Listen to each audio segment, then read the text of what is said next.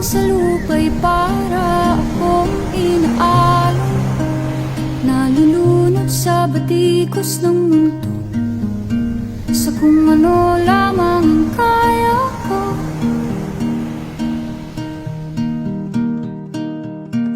Bigang-bigan sa mga problemang di masolusyonan agad, parang wala nang bukas. Pwede bang umiwas? Hinahanap ang sarili, ngunit di nakakayanan sa ligaw na dinadaanan ko. Saan na to patungo? Saan ako patungo? Dahan-dahan natin simulan muli ang paghakbang.